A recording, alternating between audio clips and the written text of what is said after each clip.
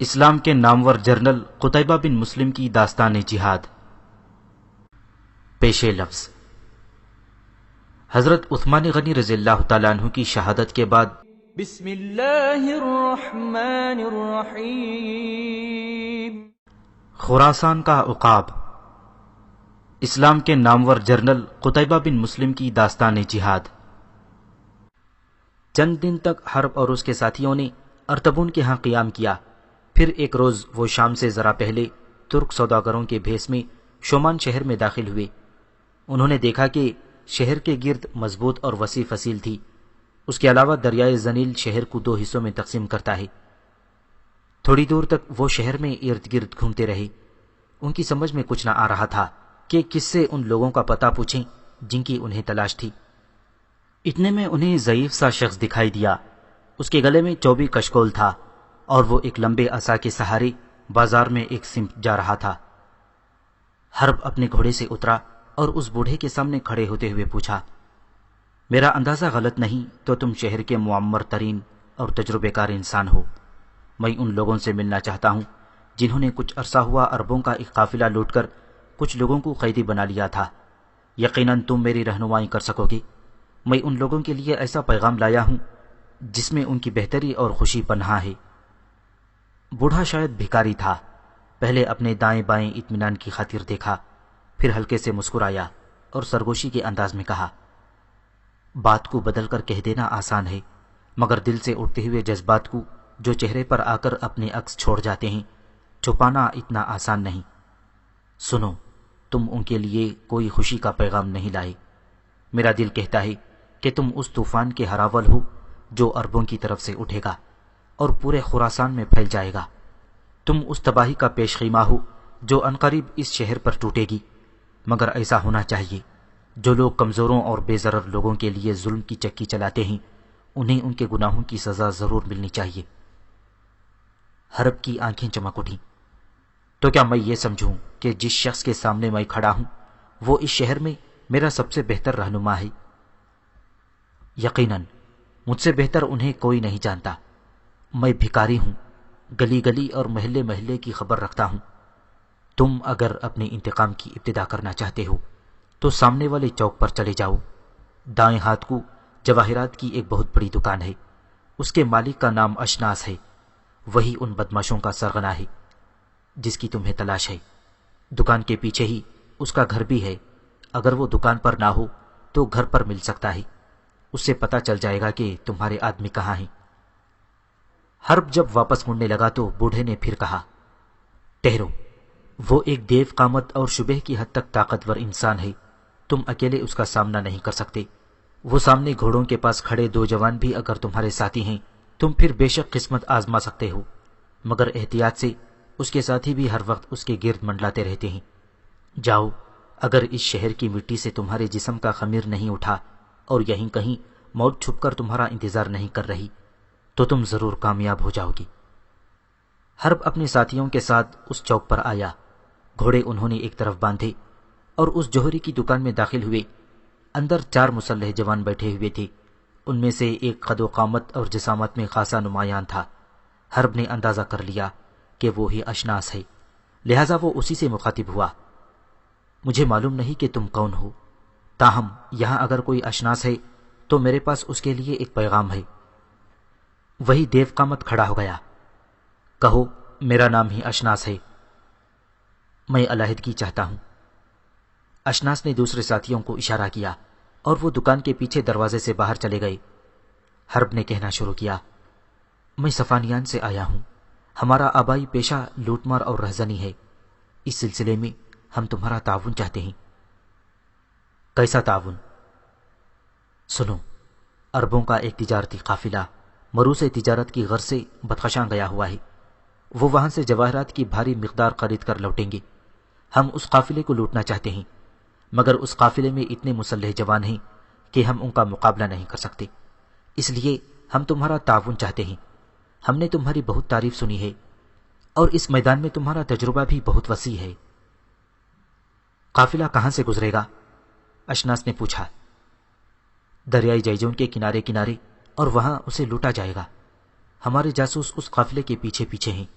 انہوں نے آج ہی ہمیں خبر دی ہے کہ قافلہ 1 ماہ بعد دریا کے کنارے کنارے ترمس کے پاس سے گزرے گا۔ لوٹ مار کا سامان تمہاری مرضی سے دونوں گروہوں میں تقسیم ہوگا۔ تم لوگ کہاں ٹھہرے ہو؟ اشناس نے پوچھا۔ شہر سے باہر کچھ خانہ بدوش ترک ٹھہرے ہوئے ہیں، ان کا سردار ہمارا پرانا دوست ہے، ہم اسی کے پاس ٹھہرے ہوئے ہیں۔ ہمارا اپنا سردار بھی وہیں ٹھہرا ہوا ہے۔ اگر تم تعاون پر آمادہ ہو اور تمہاری کوئی شرائط بھی ہوں تو اپنے سردار سے جا کر میں بات کروں۔ مجھے منظور ہے، مگر لوٹے ہوئے مال کے 2 حصے میں لوں گا اور 1 حصہ تم لوگ۔ اس معاملے میں میں کوئی وعدہ نہیں کر سکتا، میں صرف ایک قاصد کی حیثیت سے تمہارے پاس آیا ہوں۔ میں جا کر اپنے سردار سے بات کروں گا، پھر میں تمہیں بھی اس کے پاس لے جاؤں گا تاکہ تم دونوں آمنے سامنے بیٹھ کر کوئی معاہدہ طے کر سکو۔ کیا تمہیں یہ سب منظور ہے؟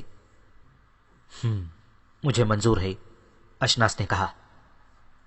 حرب نے ہلکے سے کہا، میں تمہارا مشکور ہوں، اور وہ اپنے ساتھیوں کے ساتھ دکان سے باہر نکل گیا۔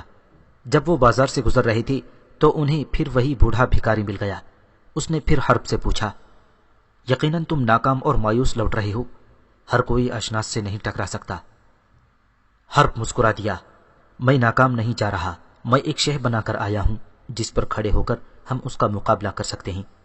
ہمارا ایک سردار ہے جو ہماری قبیلے کا شاہین ہے، وہ ان کرکسوں سے بہتر طور پر نمٹ سکتا ہے۔ عنقریب وہ یہاں پہنچنے والا ہے، پھر تم دیکھ سکو گے کہ اس کے بازوؤں میں کتنی قوت ہے اور وہ اپنی شکار پر کس طرح جھپٹتا ہے۔ وہ ایک طوفان ہے جس کے سامنے بند نہیں باندھا جا سکتا۔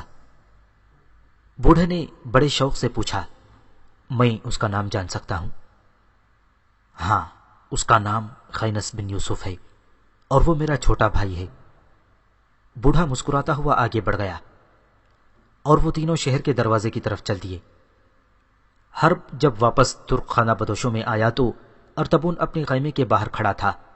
حرب کو دیکھتے ہی اس نے خوش ہوتے ہوئے کہا، تمہارے 3 ساتھی جو بخارا سے آئے تھے وہ دریا عبور کر کے شہر کی طرف جا رہے تھے کہ میرے آدمیوں نے انہیں روک لیا اور یہاں لے آئے۔ حرب مسکراتا ہوا جب اندر داخل ہوا تو آتش دان کے پاس اس کے ساتھی بیٹھے تھے۔ سب اٹھ کر ایک دوسرے سے ملے۔ ارطبون بھی ان کے پاس بیٹھ گیا اور لکڑی سے آگ کریتے ہوئے حرب سے پوچھا، کچھ پتا چلا دشمن کا؟ میں ان کے سرغنہ کا پتا چلا آیا ہوں، وہ اکیلا نہیں ہے، یہ ایک منظم گروہ ہے۔ ہم اس وقت تک ان سے نہیں نمٹ سکتے جب تک خینس یہاں نہ آ جائے۔ ہم یہیں ٹھہر کر اس کا انتظار کریں گے، اس کے آنے پر ہی ہم کوئی قدم اٹھا سکتے ہیں۔ ارطبون کے آواز دینے پر قطونہ کھانا لے آئی اور سب مل کر کھانا کھانے لگے۔ ایک روز صبح ہی صبح دریائے زنیل کے کنارے کنارے خینس شومان شہر میں 2 میل کے فاصلے پر آ پہنچا۔ اس کا گھوڑا میانہ روی سے جا رہا تھا اور وہ دھیمی آواز میں اپنا وہی گانا گنگنا رہا تھا، یخبرو کا من شہید الوقائع اننی اغشى الوغا وعفو عند المغنم۔ دریائے زنیل کا چوبی پل عبور کر کے جب وہ شومان شہر کی طرف جانے لگا تو پل کے پاس ہی سے کسی نے آواز دی، ٹھہرو اجنبی۔ خینس رک گیا اور اس کا ہاتھ اپنی تلوار پر چلا گیا۔ پکارنے والا جب قریب آیا تو خینس نے اپنی تلوار کھینچ لی۔ آنے والے نے بڑی نرمی سے پوچھا، کیا تمہارا نام خینس بن یوسف ہے؟ خینس گھوڑے سے کود گیا، تم نے کیسے جانا؟ تمہارا بڑا بھائی حرب بن یوسف اور اس کے 6 ساتھی ہمارے پاس ٹھہرے ہوئے ہیں اور وہ تمہارا ہی انتظار کر رہے ہیں۔ ہم ترک خانہ بدوش ہیں، وہ سامنے دیکھو خیمے نظر آ رہے ہیں۔ ہمارا سردار بھی تمہیں دیکھنے کو بےتاب ہے۔ تمہارے ساتھیوں نے اس کے سامنے تمہاری شجاعت کی تعریف کی تھی، تب سے وہ تمہارا معتقد ہو گیا ہے۔ ہمارے قبیلے کے جوان باری باری اس پل پر دن رات پہرا دیتے رہے ہیں تاکہ جب تم آؤ تو تمہیں یہیں روک لیا جائے۔ اس نے خینس کے گھوڑے کی باگ پکڑ لی، چلو میرے ساتھ۔ وہ چپ چاپ اس کے پیچھے پیچھے چلنے لگا۔ ارطبون کے خیمے کے پاس آ کر وہ ترک زور سے پکارا، خینس بن یوسف آ گیا ہے۔ حرب اور اس کے ساتھی بھاگتے ہوئے باہر آئے اور باری باری خینس سے گلے ملے۔ بعد میں ارطبون اور اس کی لڑکی قطونہ خیمے سے نکلی۔ خینس کا نام سن کر اور بہت سے لوگ بھی وہاں جمع ہو گئے تھے۔ ارطبون پہلے سر سے پاؤں تک خینس کو دیکھتا رہا، پھر اس کی نگاہیں اس کے کندھے پر بیٹھے ہوئے شاہین پر جم کر رہ گئیں۔ دونوں کی آنکھیں ایک جیسی تھیں، بالکل سرخ، جیسے ابھی آگ برسانا شروع کر دیں گی اور ہر چیز کو خاکستر بنا دیں گی۔ ارطبون سہما سہما سا آگے بڑھا اور اس سے مصافحہ کیا۔ میرا نام ارطبون ہے، میں اس خانہ بدوش ترک قبیلے کا سردار ہوں۔ تمہارے بڑے بھائی اور تمہارے ان ساتھیوں نے جو تمہاری تعریف کی تھی، تمہیں دیکھ کر وہ بہت ہی ہلکی اور کم محسوس ہوتی ہے۔ حرب نے آگے بڑھ کر خینس کا ہاتھ تھام لیا۔ شاید تم تھکے ہوئے ہو، آؤ آرام کرو۔ خینس نے تلوار نیام میں کر لی۔ نہیں آخی، میں تازہ دم ہوں، مجھے پہلے یہ بتاؤ کہ دشمن کا کوئی سراغ ملا؟ ہاں، میں ان کے سرغنہ کا پتہ چلا آیا ہوں۔ میں اس کے پاس گیا تھا اور اسے کہا تھا کہ ہم رہزن اور لٹیرے ہیں۔ عربوں کا ایک تجارتی قافلہ بدخشان سے ہیروں کی تجارت کر کے مرو کی طرف جانے والا ہے۔ تم اسے لوٹنے میں ہماری مدد کرو، کیونکہ ہمارے ساتھیوں کی تعداد کم ہے اور اس قافلے میں مسلح جوان زیادہ ہیں۔ اس نے اس شرط پر آمادگی ظاہر کی تھی کہ لوٹے ہوئے مال سے 2 حصے وہ لے گا اور 1 حصہ ہمیں ملے گا۔ میں نے اسے اس بات پر راضی کر لیا تھا کہ وہ یہ معاملہ طے کرنے کے لیے ہمارے سردار کے پاس آئے گا، جو شہر سے باہر خانہ بدوش ترکوں میں ٹھہرا ہوا ہے۔ خینس کا ہاتھ اپنی تلوار پر چلا گیا۔ تو ابھی جاؤ، اسے لے آؤ۔ آج نہیں، تم تھکے ہوئے ہو، کل اسے بلا لوں گا۔ چلو کھانا کھا لو۔ میں اس وقت تک کھانا نہ کھاؤں گا جب تک اس سے بات نہ کر لوں۔ اگر تمہاری یہی مرضی ہے تو میں ابھی جاتا ہوں۔ حرب نے اپنے انہی دونوں ساتھیوں کو ساتھ لیا اور شہر کی طرف چل دیا۔ ارطبون نے خینس کا ہاتھ پکڑا اور اسے اندر لے گیا۔ ان کے پیچھے پیچھے خطونہ بھی تھی۔ حرب اشناس اور اس کے 4 ساتھیوں کے ساتھ ارطبون کے خیمے میں داخل ہوا اور سب لکڑی کے ان بھدی چوکیوں پر بیٹھ گئے۔ اشناس نے حرب کی طرف دیکھتے ہوئے پوچھا، میرے پاس وقت نہیں، میں جلدی واپس لوٹنا چاہتا ہوں۔ تمہارا سردار کون ہے؟ حرب نے خینس کی طرف ہاتھ سے اشارہ کیا۔ اشناس نے اب خینس سے پوچھا، تم اس گروہ کے سردار ہو؟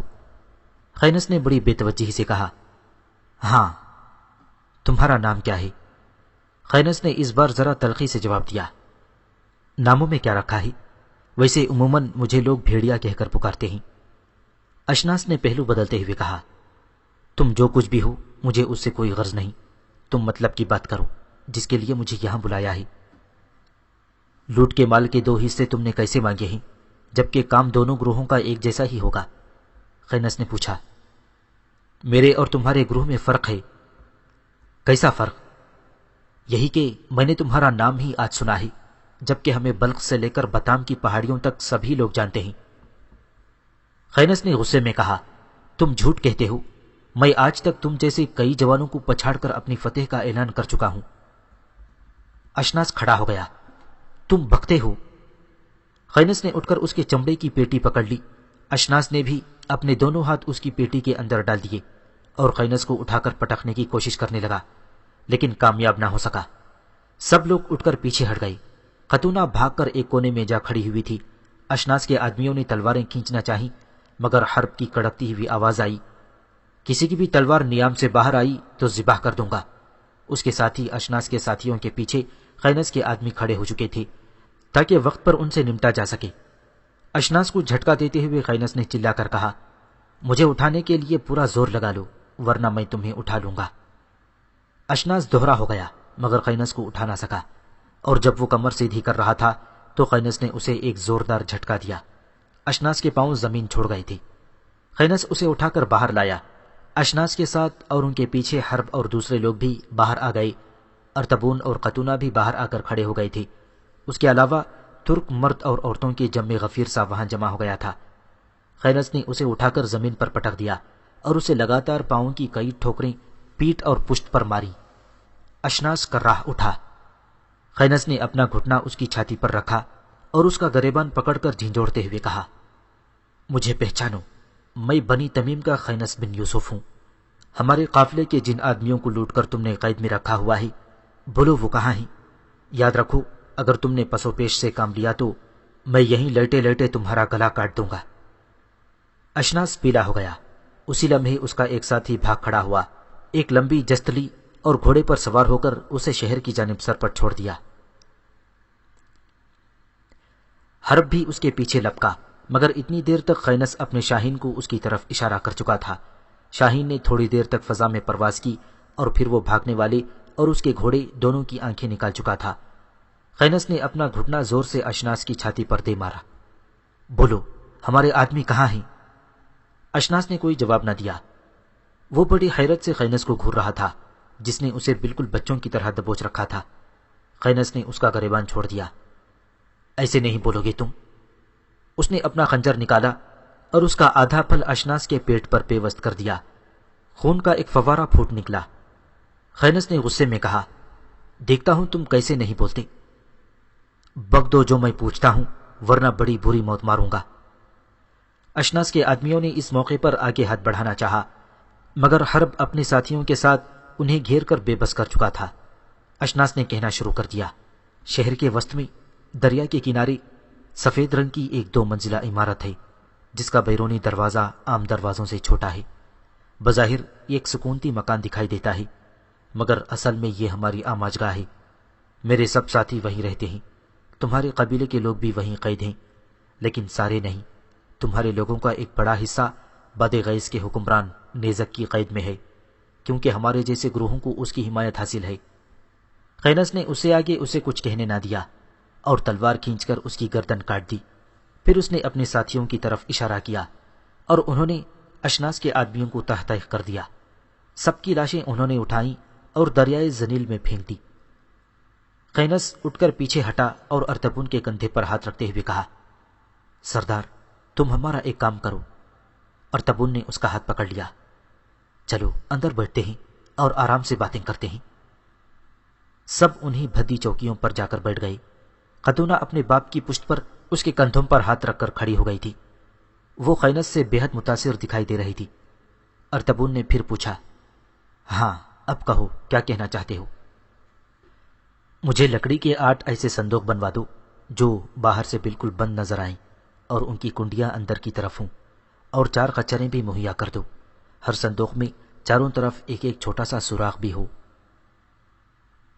کیا کرو گے صندوقوں کا؟ سردار نے پوچھا۔ ہر صندوق میں اپنے ایک ایک ساتھی کو بند کر کے میں سوداگروں کے بھیس میں آج شام کے وقت اشناس کی آماجگاہ میں داخل ہوں گا اور اپنے قبیلے کے لوگوں کو قید سے چھڑاؤں گا۔ اگر ہو سکے تو رسیوں سے بنی ہوئی ایک سیڑھی بھی تیار کرا دو جو دوسری منزل سے دریا تک پہنچ جائے۔ میں ایک کشتی والے سے بات کر لوں گا۔ ہمارے سب آدمی رہا ہونے کے بعد اس کشتی میں بیٹھ کر یہاں پہنچ جائیں گے اور میں اپنے ساتھیوں کے ساتھ انہی خچروں میں بیٹھ کر شہر سے باہر آ جاؤں گا۔ ارتبون مسکرا اٹھا، بہت اچھی ترکیب ہے۔ تم واقعی خطرناک سے خطرناک مہم سر کرنے کی صلاحیت رکھتے ہو۔ تمہیں کسی قبیلے کا سردار، کسی فوج کا سپہ سالار، کسی ہراول دستے کا جرنیل ہونا چاہیے تھا۔ کاش تم میرے قبیلے میں پیدا ہوئے ہوتے تو ترک ہمیشہ تم پر فخر کرتے۔ تمہیں اپنے قبیلے میں آباد ہونے کی دعوت دیتا ہوں۔ خینس مسکرا دیا اور اس کے شانے پر ہاتھ مارتے ہوئے کہا، میں تمہارا مشکور ہوں۔ یہ منجمد اور ساکت سی زندگی ہے۔ میں ایسی زندگی پسند کرتا ہوں جس میں مہم جوئی، کشمکش اور جد و جہد ہو۔ اس سے میرے خون کی گردش ٹھیک رہتی ہے اور اسی میں مجھے سکون ملتا ہے۔ ارتبون ہنس دیا، اب تو تم کھانا کھاؤ گے نا؟ ہاں اب تو ضرور کھاؤں گا، ارتبون نے خاتونہ سے کہا، اور وہ سب کے سامنے کھانا جمانے لگی۔ شام کے دھندلکے میں خینس سوداگروں کے بھیس میں شہر میں داخل ہوا۔ اس کے پیچھے 4 خچریں تھیں اور ہر ایک پر لکڑی کے 2 صندوق لٹکے ہوئے تھے۔ سب سے اگلی خچر کی اس نے لگام پکڑ رکھی تھی اور باقی خچروں کی لگامیں ایک دوسرے کی کاٹھی سے بندھی ہوئی تھیں۔ منہ سے عجیب طرح کی آوازیں نکالتا ہوا وہ اسی عمارت کے سامنے آ کھڑا ہوا جس کی اسے اشناس نے نشاندہی کی تھی۔ اس نے دروازے پر دستک دی۔ تھوڑی دیر بعد دروازہ کھلا۔ بھدا سا سیاہ رنگ کا کرخت قسم کا ایک شخص سامنے کھڑا ہوا۔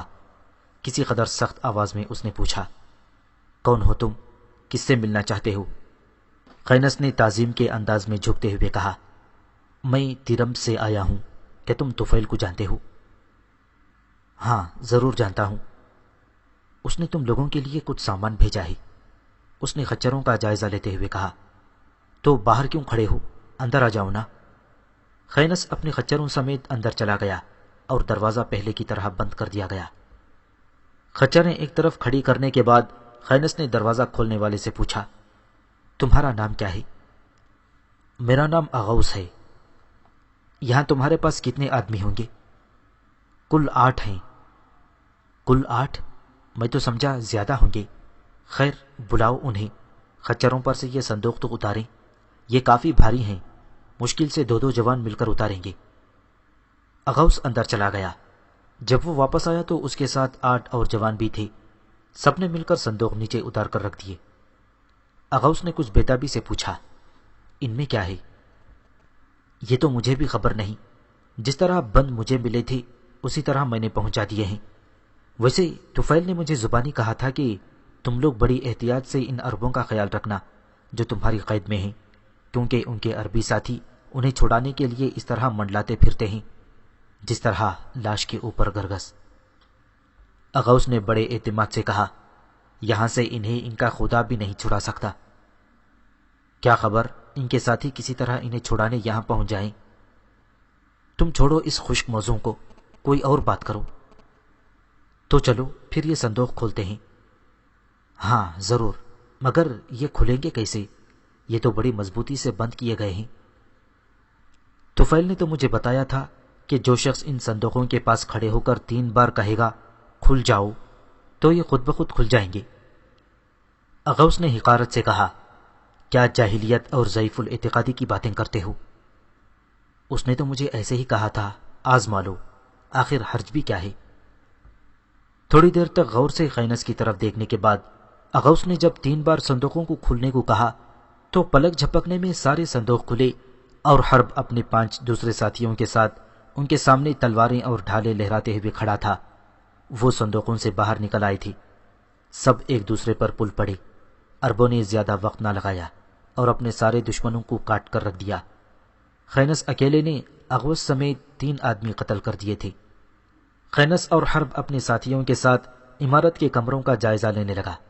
ایک کونے کے بڑے اور تاریک کمرے میں ان کے قبیلے کے لوگ بند تھے۔ لوہے کی سلاخوں کے اندر سے ہاتھ بڑھا کر سب ایک دوسرے سے ملے۔ اتنے میں ایک قیدی نے آواز دی، چابیاں اغوث کی کمر کے ساتھ بندھی ہوئی ہوں گی، دیکھو۔ حرب بھاگتا ہوا باہر گیا اور چابیاں لے آیا۔ سب قیدیوں کو نکال کر وہ چھت پر لے گئے۔ رسیوں کی ایک سیڑھی انہوں نے نیچے گرائی۔ سب سے پہلے حرب نیچے اترا اور پھر سارے قیدی سیڑھی کے ذریعے نیچے اتر گئے۔ ایک کشتی پہلے ہی وہاں کھڑی تھی۔ حرب سب کو ساتھ لے کر روانہ ہو گیا۔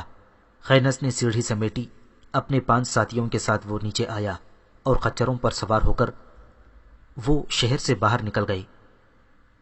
جب واپس آئے تو ارتبون کے خیمے کے باہر میدان میں 6-7 مشعلیں جل رہی تھیں اور ان کے قبیلے کے لوگ حرب کے ساتھ پہلے ہی وہاں بیٹھے ہوئے تھے اور بے شمار ترک مرد اور عورتیں ان کے گرد جمع تھیں۔ وہاں پہنچ کر خینس جب اپنے خچر سے اترا تو ارتبون نے اسے گلے لگا لیا اور مبارکباد دی۔ قطونہ بھی جھجکتی سی خینس کے قریب آ گئی اور اسے مبارکباد دی۔ ارتبون نے شاید سب کے کھانے کا انتظام پہلے ہی کر رکھا تھا۔ سب کو کھانا کھلایا، پھر کچھ خیمے خالی کرائے گئے جن میں رہا ہونے والے عربوں کو سلا دیا گیا۔ رات بھیگ چکی تھی، سرد ہواؤں کے جھکڑ چل نکلے تھے، خیمے پھڑ پھڑانے لگے تھے۔ ارتبون، خینس، حرب اور قطونہ آتش دان کے گرد بیٹھے تھے۔ ہوا کی تیز سرسراہٹ میں ارتبون کی آواز ابھری۔ وہ خینس سے مخاطب ہوا تھا، میری خواہش ہے کہ تم اپنے ساتھیوں کے ساتھ کچھ دن میرے ہاں قیام کرو۔ میں ضرور ٹہرتا سردار، مگر میں اپنے قبیلے میں یہ خبر بہت جلد پہنچانا چاہتا ہوں کہ ہم اپنے کچھ ساتھیوں کو رہا کرانے میں کامیاب ہو گئے ہیں۔ میرے ایک ساتھی کی رہنمائی میں رہا ہونے والے کل صبح سویرے ہی اپنی بستی کی طرف روانہ ہو جائیں گے۔ میں، حرب بھائی اور دوسرے 4 ساتھی ترمس کے راستے گھر جائیں گے۔ میرے کچھ جان پہچان کے لوگ وہاں ہیں، ان سے بھی ایک بہت ضروری کام ہے۔ ارتبون سنجیدہ ہو گیا۔ ایک بات کہوں، اگر برا نہ مانو تو؟ کہو، میں کڑوی باتیں سننے کا عادی ہوں۔ تمہارا تجارتی قافلہ جب لوٹا گیا تھا تو تم نے اس کی شکایت خراسان کے اپنے مسلمان والی یزید بن محلب سے کیوں نہ کی تھی؟ جو کام ہم خود کر سکتے ہیں اسے والی کے سامنے پیش کرنے کا کیا فائدہ؟ میں نے یزید بن محلب کے متعلق بہت کچھ سن رکھا ہے۔ ارتبون نے کہا، کیا سنا ہے تم نے؟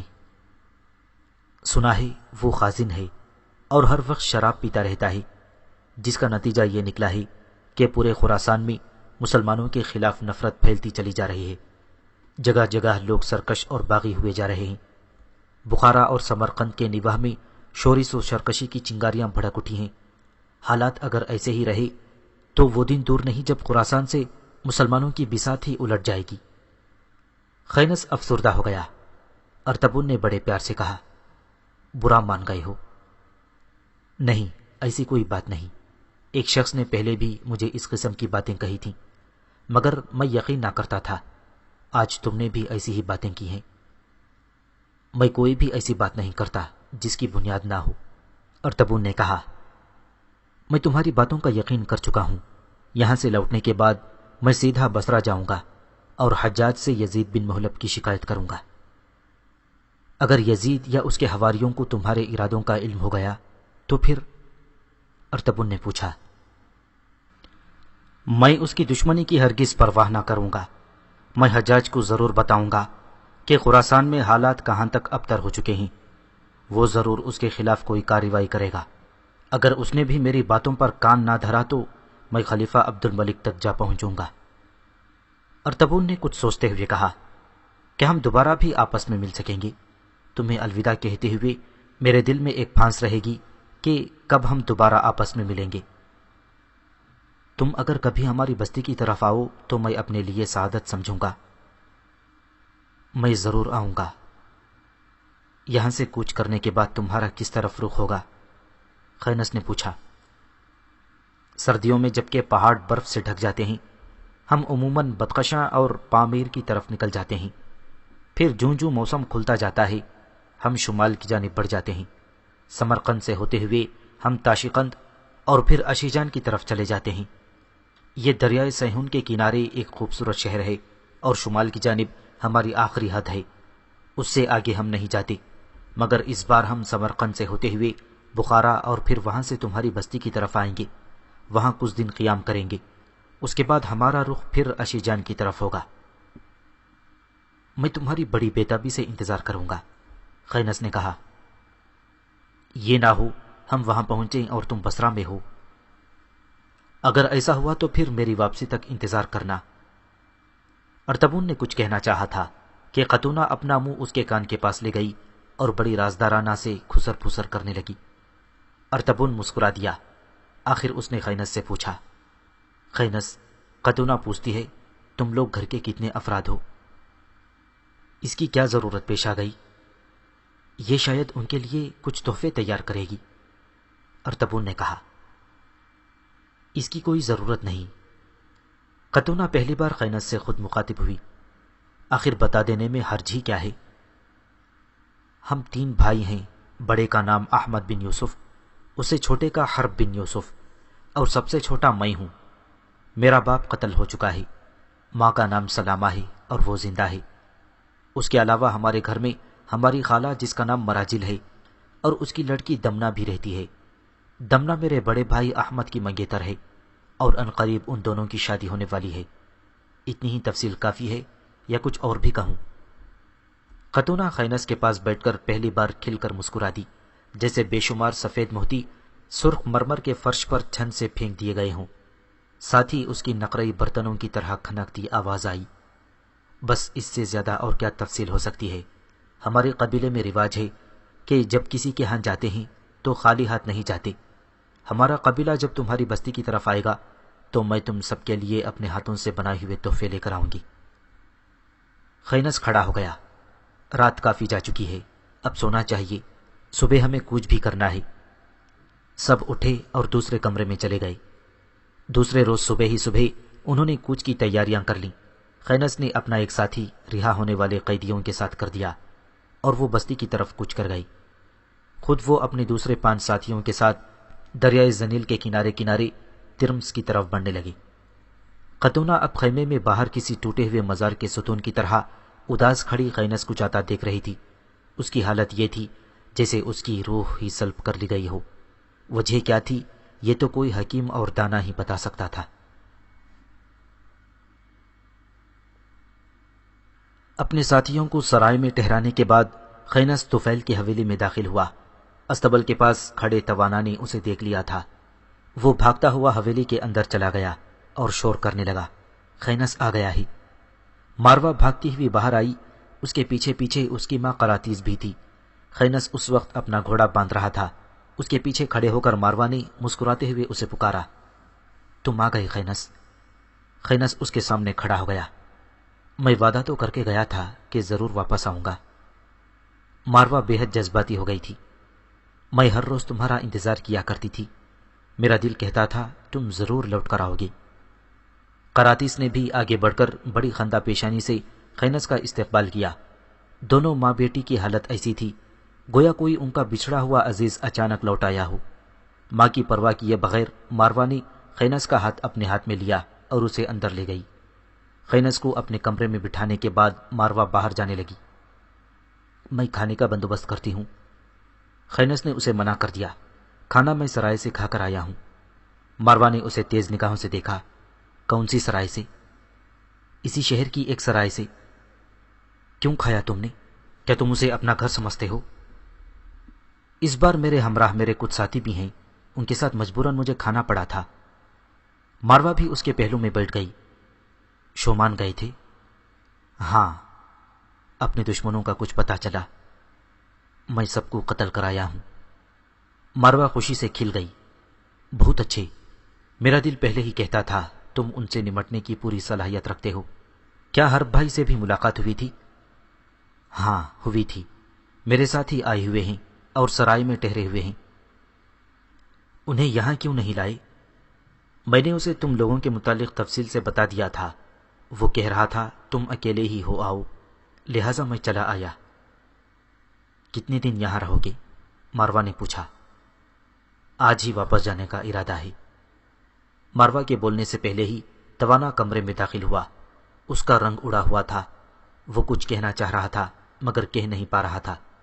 ماروا نے فکر مندی سے پوچھا، کیا بات ہے توانا؟ اس نے رک رک کر کہا، میں خینس سے علیحدگی میں کچھ کہنا چاہتا ہوں۔ ماروا کا رنگ اڑ گیا۔ ہمارے سامنے ہی کہو، کیا کہنا ہے؟ طفیل کے کہنے پر وصیف کچھ بدماشوں کو اطلاع دینے گیا ہے کہ خینس پھر یہاں آ گیا ہے، لہٰذا جو ہی وہ شہر سے نکل کر اپنے گھر کی طرف روانہ ہوا اسے قتل کر دیا جائے۔ وہ اس کے پیچھے کم از کم 10-12 بدماش لگائیں گے۔ ماروا کھڑی ہو گئی اور قراتیس کی طرف دیکھتے ہوئے کہا، مجھے امید بھی نہ تھی ماں، خالو اس قدر پستی میں گر جائیں گے۔ میں ابھی جا کر خالہ اور ان سے بات کرتی ہوں۔ خینس نے اس کا بازو پکڑ کر پھر اسے اپنے پاس بٹھا لیا۔ تم بالکل خاموش رہو، میں ایسے لوگوں سے نمٹنا جانتا ہوں۔ جب تک میرے بازوؤں میں دم ہے، جب تک میری تلوار کی دھار باقی ہے، جب تک میرے اس شاہین کی پرواز لامتناہی ہے، جب تک میری موت میرا سایہ بن کر میرے سامنے نہیں آ کھڑی ہوتی، اور جب تک میرا خدا میرے ساتھ ہے، میں ایسے سینکڑوں بدماشوں کو کاٹتا رہوں گا۔ میں انہیں بتا دوں گا خینس بن یوسف اتنا نادان اور کمزور نہیں کہ کھلے میدان میں اسے شکست دے دی جائے۔ ماروا نے خینس کا ہاتھ پکڑ لیا۔ نہیں خینس، تم حرب بھائی کو بھی بلا لو۔ اس وقت تک تم لوگ اپنے گھر نہیں جاؤ گی جب تک میں خالہ اور خالو سے بات نہ کر لوں۔ تم تو یوں ہی فکر مند ہو رہی ہو، میں تو خود چاہ رہا تھا کہ مجھے تمہارے قالو کے ان ساتھیوں کا کسی طرح پتہ چل جائے اور میں ان سے بھی نمٹتا جاؤں۔ اب جبکہ وہ اپنی آدمی خود ہی میرے پیچھے لگا رہا ہے تو یہ میری خوش قسمتی ہے۔ ماروا کی آواز ڈوبنے لگی۔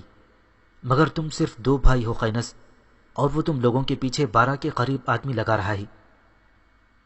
ہم 2 نہیں، ہمارے ساتھ 4 ساتھی اور بھی ہیں۔ تمہارے قبیلے کے جو لوگ قید کر لیے گئے تھے، کیا ان کا کوئی سراغ ملا؟ ان میں سے آدھے تو میں رہا کرا چکا ہوں اور دوسرے باد غیث کے حکمران نیزک کی قید میں ہیں۔ میں عنقریب مشرقی صوبوں کے گورنر حجاج بن یوسف کے پاس جاؤں گا۔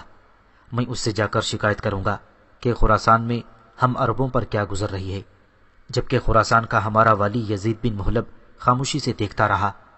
وہ ایک جری جرنیل اور زیرک گورنر ہے، وہ ضرور ہماری مدد کرے گا۔ وہ یا تو اس یزید بن محلب کو معزول کرے گا یا اسے ایسی سیدھیاں سنائے گا کہ اسے اپنی غفلت سے جاگنا پڑے گا۔ تم واپس کب جانا چاہو گی؟ ماروا نے پوچھا۔ آج ہی شام کو۔ میں کچھ دن یہاں ضرور رکتا، مگر میرا ایک ساتھی شومان سے سیدھا بستی کی طرف جا چکا ہے۔ اس کے ساتھ وہ قیدی ہیں جو میں نے شومان سے رہا کرائے ہیں۔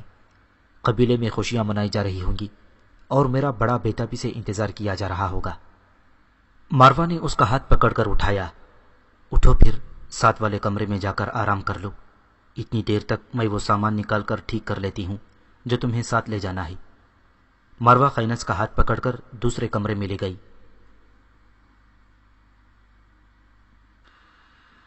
تیرم سے جب وہ اپنا گھوڑا سرپٹ دوڑاتا ہوا نکلا تو اس نے دیکھا 10-12 سوار اس کے تعاقب میں تھے۔ وہ بار بار مڑ کر پیچھے دیکھتا جاتا۔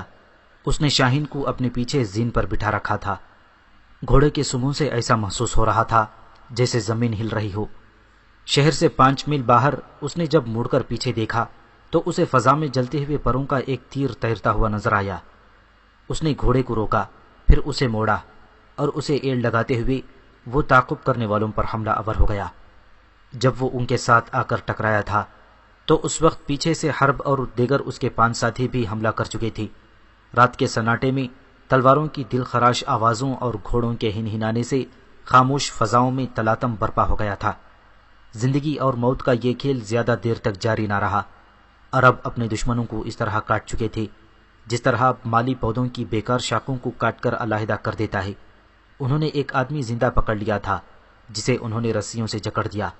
لڑائی میں جتنے بدماش مارے گئے تھے سب کے سر کاٹ کر انہوں نے خینس کے گھوڑے کی خرجین میں بھر دیے اور واپس تیرمس کی طرف چل پڑے۔ سب طفیل کی حویلی میں داخل ہوئے۔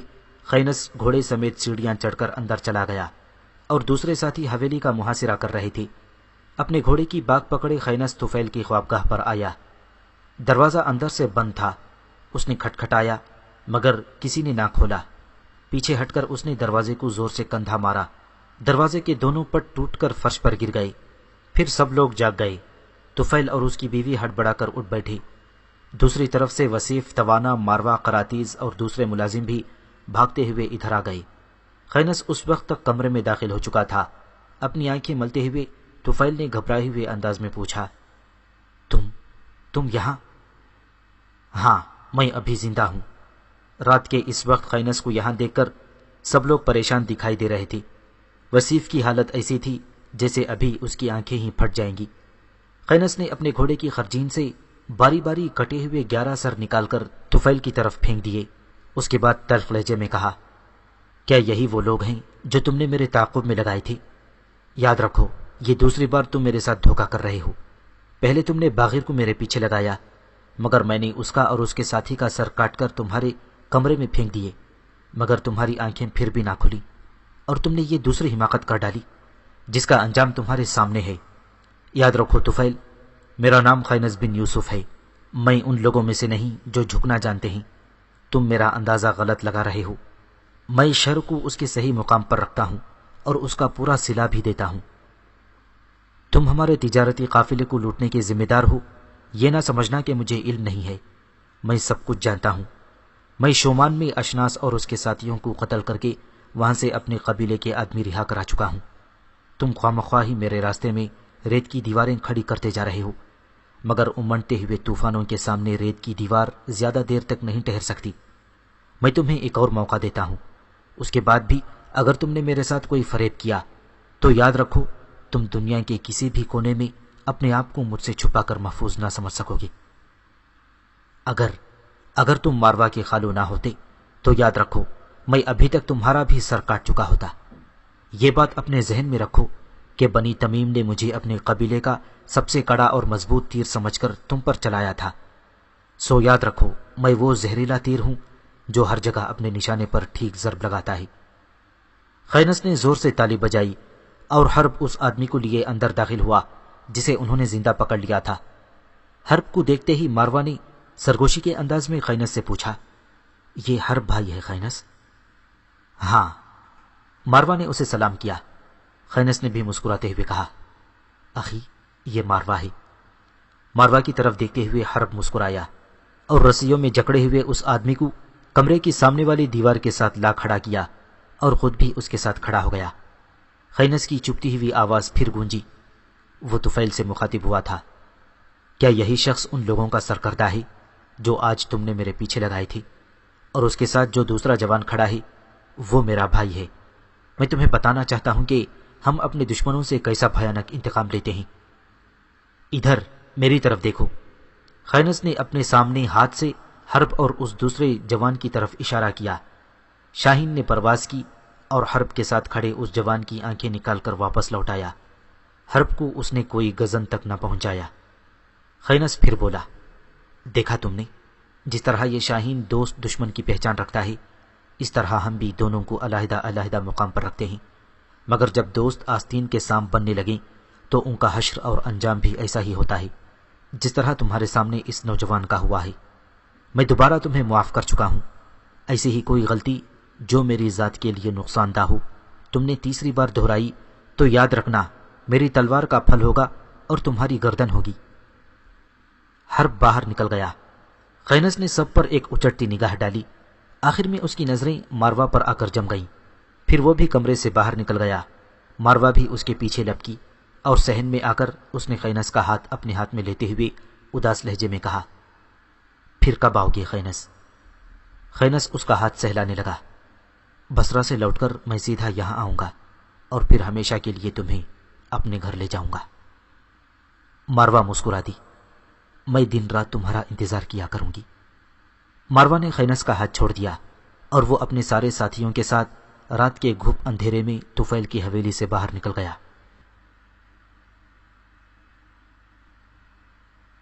خینس اپنے ساتھیوں کے ساتھ جب اپنے قبیلے کی چراگاہوں میں داخل ہوا تو بنو تمیم کے کچھ بچے جو وہاں کھیل رہے تھے انہیں دیکھتے ہی بستی کی طرف بھاگ کھڑے ہوئے۔ شاید وہ بستی والوں کو خینس کے آنے کی اطلاع دینا چاہتے تھے۔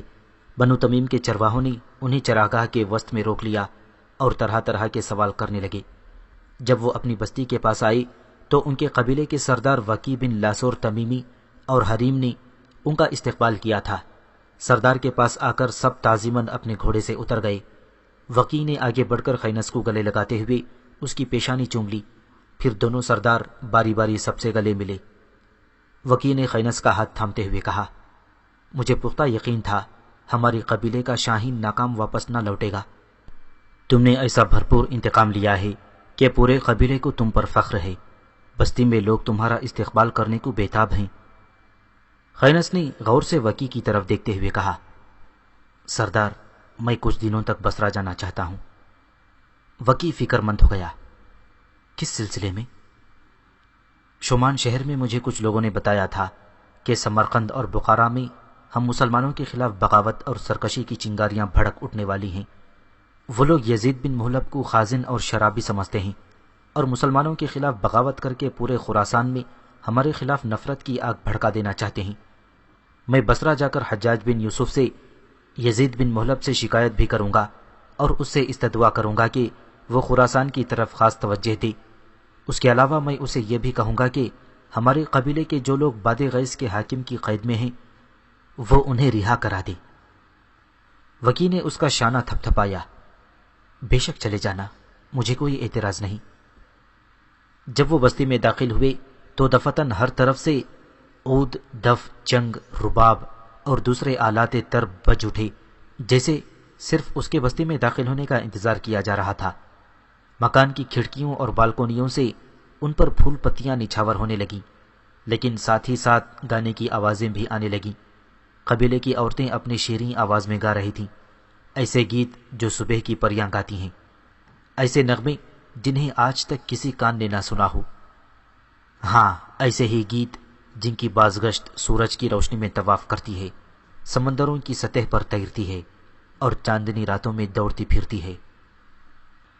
فشکلت باتومہ الاساہیر ثیابہم لیس الکریم علی القناب محرما نسمی الظالمین وما ظلمنا وللنابیہ ذو طعننا الا لا يعلم الاقوام انا تصنع فعنا وانا قدوننا الا لا يحبلن احد علینا فتحبل فسوق جہل الجاہلین۔ تو نے ٹھوس تیرے سے ان کا دل چھیڑ ڈالا، شریف آدمی نیزے پر حرام تو نہیں۔ ہم ظالم کہلاتے ہیں حالانکہ ہم نے ظلم نہیں کیا، ہم ظالموں کو ان کے ظلم کی پاداش میں ہلاک کر دیتے ہیں۔ سن لو، قومیں یہ ہرگز گمان نہ کریں کہ ہم ذلیل ہو گئے ہیں، بلکہ ہم میں وہی سابق عزت باقی ہے۔ خبردار ہم سے کوئی جہالت کا معاملہ نہ کرے، ورنہ ہم جاہلوں کی جہالت سے بڑھ کر جہالت کا سلوک کریں گے۔ جب وہ دوسرے محلے میں داخل ہوئے تو وہاں بھی بالکونیوں میں کھڑی عورتیں پھول نچھاور کرتے ہوئے گا رہی تھیں۔ ان کے گیتوں کا مفہوم کچھ یوں تھا: اندھیری اور اندھی رات کا تاریک سفر ختم ہوا، آسمان سے نور کے چشمے پھوٹ نکلے ہیں، استبداد و آمیریت اندھیروں میں کھو گئے اور صحیح روشنی افق تا افق پھیل گئی۔ وہ کچھ اور آگے بڑھے تو گانے کی صدائیں کچھ اس طرح تھیں: اے خینس، اے ہمارا انتقام لینے والے، اے ہمارے نفوس کے وکیل، اے محافظ، ہم تجھ سے محبت کرتے ہیں۔ نوخیز حسینائیں اور شیریں کلام محبوبائیں تجھے دیکھنے کو ترستی ہیں۔ تو نیزے کی انی اور تلوار کی فولاد سے فضا کا سینہ چیر دیتا ہے۔ تو جہاں کہیں بھی جائے ہمارے گیتوں کی آہنگ اپنی صدائے بازگشت کے ساتھ فضائے بسیط میں تحلیل ہو کر تیرا تعاقب کرتی رہتی ہے۔ خوبصورت کنواریاں تیرے سامنے اپنا دامن بچھاتی ہیں اور چٹانوں کی اونچی اونچی چوٹیاں تجھ پر سایہ فگن ہوتی ہیں۔ جب تو ہم سے جدا ہو جائے گا تو تیری روح ہمیشہ باغیانہ انداز میں دشمن کی فطرت کے برے پہلوؤں کے خلاف جنگ کرتی رہے گی، اور تیرے باطن کا طوفان ہمارے لیے ہمیشہ دشواریوں کی زنجیر کو کاٹتا رہے گا۔ اے زمین پر بسنے اور رہنے والی قوموں اور نسلوں، سنو، جب تک سمندر کی موجیں حرکت میں ہیں، دن روشن روشن اور تاباں تاباں ہیں، اور تاریک رات کی سیاہی لامحدود وسعتوں میں پھیلی ہوئی ہے۔ کوئی بھی ہمارے اس شاہین کو پچھاڑ نہیں سکتا۔ ان سب کے پیچھے بنی تمیم کے لوگوں کا ایک انبوہ کثیر چل رہا تھا۔ گلی کوچے انسانی بھیڑ اور کھچا کھچ بھر گئے تھے۔ ان میں وہ قیدی بھی تھے جو شومان سے رہا ہو کر آئے تھے۔ بازار سے گزرنے کے بعد سب لوگ گلی میں ہی کھڑے ہو گئے۔ خینس اور حرب اپنے گھر داخل ہوئے۔ انہوں نے دیکھا دمنہ ان کی خالہ زاد بہن صحن میں بیٹھی دف بجا بجا کر گا رہی تھی۔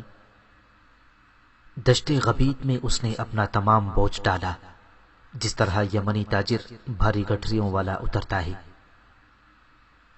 احمد بھاگ کر ان کی طرف بڑھا، پہلے دونوں سے گلے ملا، پھر ان کے گھوڑوں کی باگیں پکڑ لیں۔ سلامہ اور مراجل بھی آگے بڑھ کر دونوں کی پیشانیاں چوم لیں۔ دمنہ ابھی تک بیٹھی گا رہی تھی۔ خینس اور حرب اسے دیکھ دیکھ کر مسکرا رہے تھے۔ باہر گلی میں سردار وکی لوگوں کو کہہ رہا تھا کہ اپنے اپنے گھروں کو چلے جائیں، ابھی وہ تھکے ہوئے ہیں، کل جب وہ تازہ دم ہو جائیں گے تو وہ ہر ایک کو ان سے ان کی داستان سننے کی اجازت ہوگی۔